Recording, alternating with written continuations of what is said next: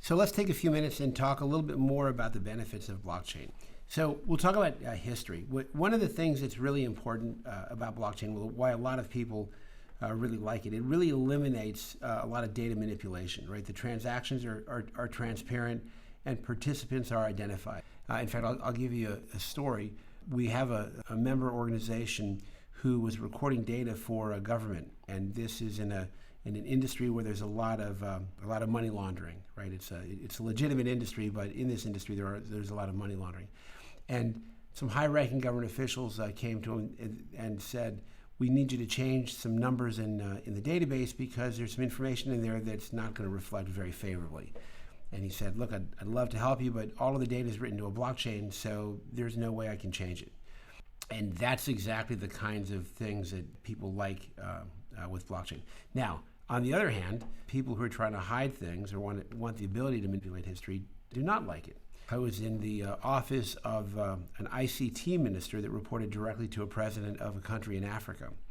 And they said, "We're interested in blockchain." Now, the president of this country had been the president of this country in fair democratic elections for, 30, 40, 50 years, some long period of time. And the ICT minister said, "We're interested in blockchain and all of its uses, except for voting. Our election systems works just the way we like it."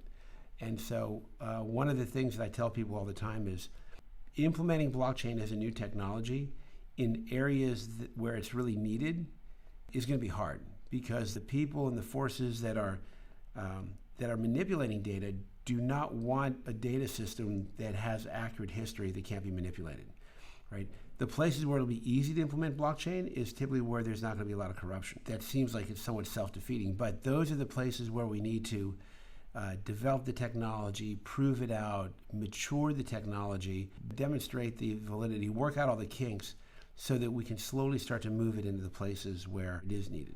A lot of these things that we're going to talk about, is other people would essentially push back on it because they don't want to see that. Immutability. So again, like we mentioned before, this is about a distributed consensus, right, or distributed witnessing, right, collective witnessing.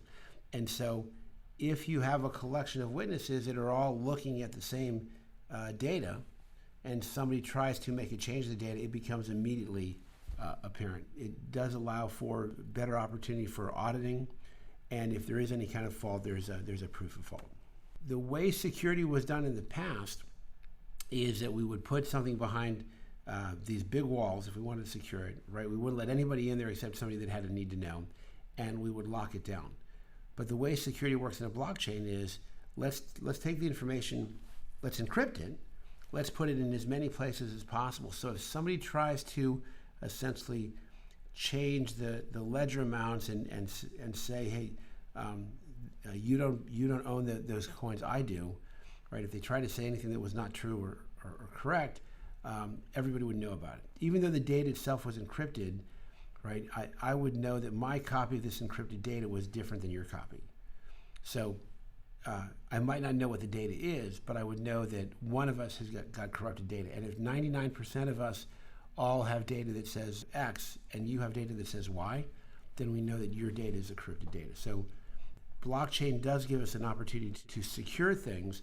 And then by distributing the attack surface, the way it works right now is if you break into a highly centralized data source, you get access to everything. But if that data is broken up and distributed in large numbers of places, then you have to go through that same kind of hacking activity to get to every piece of data element. So in a number of ways, it really enhances security. In terms of its integrity and traceability, especially if you're looking at things like supply chain, you can validate the truthfulness of the supply chain. And by building things like smart contracts that execute automatically based on business processes, you reduce human error. And in doing that, you can lower costs. So improving the integrity and traceability from a business perspective is just a great thing to do.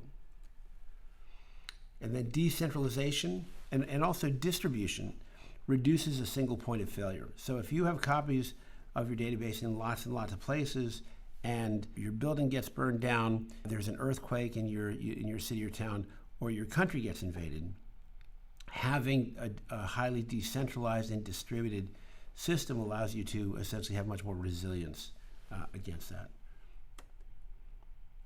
Smart contracts are an incredible feature available through blockchain. And what they do is they allow you to take a business process and automate it. So when certain triggers occur, the smart contract will essentially send the data that needs to be sent to the right parties, send the money that needs to be sent to the right parties, pay taxes, pay fees, do it on all kinds of triggers to really automate business processes, make things more efficient, save all kinds of money, and increase trust that the business process is being performed the way that it should be performed. And then blockchain does allow for real-time accounting, a reduction of errors, reducing costs, and building regulatory compliance directly into the smart contracts. Now, when we talk about ledgers, it's important to understand that not all blockchains require the use of a token or a coin. What blockchains do is they record bundle of records or transactions. And a transaction does not have to be like a token transaction. It can be any kind of a vote or a change in state. So if a device gets turned on or turned off, and you want to just keep a record of it, or let's say you're working with aircraft maintenance and you want to keep a record of maintenance activities, right? All of those can be things that are recorded on a ledger that don't necessarily require a coin or a token. But blockchain will have a ledger, but it doesn't necessarily have to have like a coin or a token. All right, and so then this next section is going to be on what blockchains are, but I just wanted to cover a little bit about what the features and benefits of a blockchain is. So we'll go into the next module.